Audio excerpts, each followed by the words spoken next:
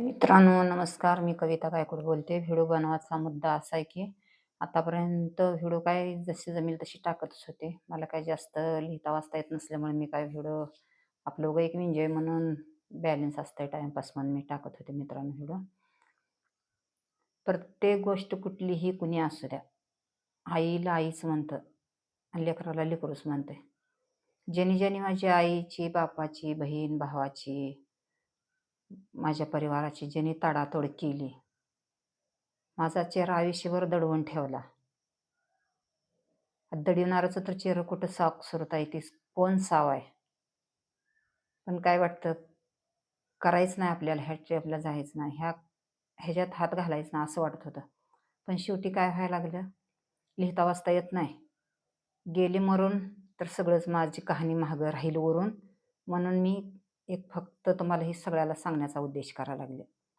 होता होईल तेवढं पत्रकारपर्यंत, यूट्यूब चॅनल, मीडियावाल्यापर्यंत ही माझं व्हिडिओ पोचवा.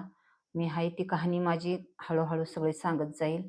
आणि जी आता मी सोशल मीडियावर काय सगळं बातमी द्यायला लागली किंवा ही टाकायला लागली म्हणून जरी माझ्या जीवाला काय बरं वाईट झालं, तर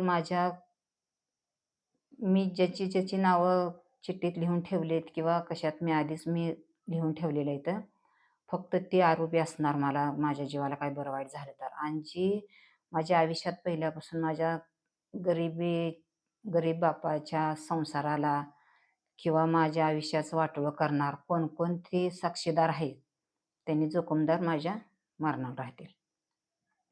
तर असा मुद्दा आहे मित्रांनो.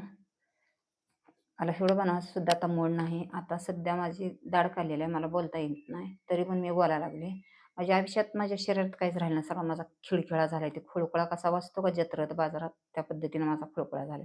तरी पण मी, लोक म्हणतात हार मानायची नाही, जिद्द सोडायची नाही. जिद्द सोडायला आणि हार मानायला पाठीमागं कोण बाप नको, भाऊ नको, नवरा नको, लेकरू नको, राहिलंच कोण. कशी हार मानायची नाही, कशी जिद्द सोडून द्यायची नाही सांगा.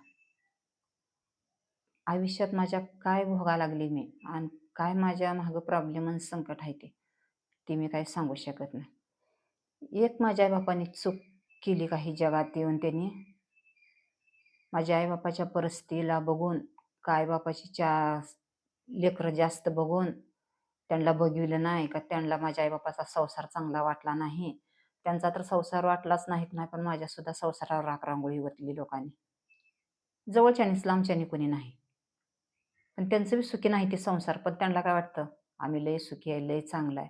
पण ह्या गायत्रीचा जरी तळतळा घेत राहिला, मी बे आई बापाच्या पोटाला जन्म दिलेला, आईला आईन बापाला बापच म्हणते. दुसऱ्या नात्याला मावशीन काकीन काकान काकू म्हणून काही उपयोग नाही. काका काकूच असते, मावशी काकाच असतंय. जी नाती अंतरलेली नाती अंतरलेलीच असते. जी जन्म देऊन, कळा देऊन, येणा देऊन, 9 महिने 9 दिवस पोटात वागवून 18 धारा पाजलेली त्यालाच फक्त आई म्हणते ते. कोणाला पण आई कोणी म्हणू शकत नाही. आणि ज्यांनी ज्यांनी माझ्या आईची, माझ्या बापाची, भावाची ताडातोड केली, त्यांचं बी देव हळूहळू हळूहळू ताडातोड, आईला आई म्हणू देना, लेकराला लेकरू म्हणू देना, बायको नवऱ्याला म्हणू देना, नवरा बायकोला म्हणू दे. तरी पण त्यांना असं वाटत नाही की बाबा एखाद्या गायत्रीचा आपण तळतळा घेताव, एखाद्या गायत्रीचा आपण शिव्या सराप घेताव, एखाद्या गरीब बापाच्या लेकराचा आपण तळतळा घ्यायला लागला. फक्त चूक माझ्या आईबापाची काय, परिस्थिती गरीब, 4 पोरी. मी आता त्यांची कुणाची नावं घेत नाही, ते त्यांचं नाव घेतल्यावर अजून लय त्यांच्या मेंदूच्या आळी वळवळायला. पण कसं आहे माहित आहे का, लय लेकरं बी देवानं दिली, आईबापाला आवडली होती. आईबापांनी 4-5 लेकरं वाढवली, त्यांना जन्म द्यायला हौस होती, त्यांनी सगळं पालन पोषण आईबापाने केली, पण दुसऱ्याला बघवलं नाही. 4 पोरी कुठं कटायच्या, कुठं व्हायचं, परिस्थिती गरीब बेकार. फक्त आईबापाची परिस्थिती मजबूर खाल्ली माझ्या आयुष्याला, माझ्या संसाराला किंवा माझ्या शरीर सुखाला, माझ्या आयुष्याला, सगळ्या गोष्टीला माझ्या बरबाद. फक्त माझ्या बापाकडली, माझ्या आईकडली नातेवाईक जनगत माझ्या पूर्ण आयुष्याला उद्ध्वस्त करायला. का तर माझ्या वडिलाला एकच वॉर्निंग दिली, तुझी परिस्थिती गरीब आहे, ही 4 पोरी कुठं कटणार, दिलंच तर तिथंच द्यायचं. अशा हिशोबानं माझा आयुष्याचा उद्ध्वस्त करून आज माझा संसार आत्तापर्यंत माझा संसार ताळमेळ कुठंच माझ्या संसाराचा लागला नाही आणि आयुष्याचा पण लागला नाही, सुखासमाधीनाचा पण लागला नाही. सगळ्यांनी खाऊन, पिऊन, येऊन, जाऊन सगळ्यांनी मला बरबाद केलं. अक्षरशः माझ्या गळ्यात ह्याचं घातलंय मी, बेंटेक्सच घातलंय. पूर्ण कान भरलेला होता, गळा भरलेला होता. सगळं पाक माझं म्हणून मी विल्हेवाट लावली. पण ज्यांनी खाऊन पिऊन चेहरं दडवलं, तोंड लपविली, त्यांची लेकरं-बाळं बी सुखी राहणार नाहीती आणि त्यांनी बी सुखी राहणार नाही. मी तर नाहीच नाही, माझं तर आयुष्य आता उद्ध्वस्त झालेच, मी तर सुखी नाहीच. पण त्यांची सुद्धा सुखी राहणार नाहीती.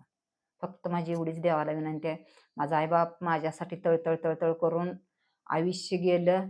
माझा बाप-भाऊ मेला. माझं कुटुंब उद्ध्वस्त झालं.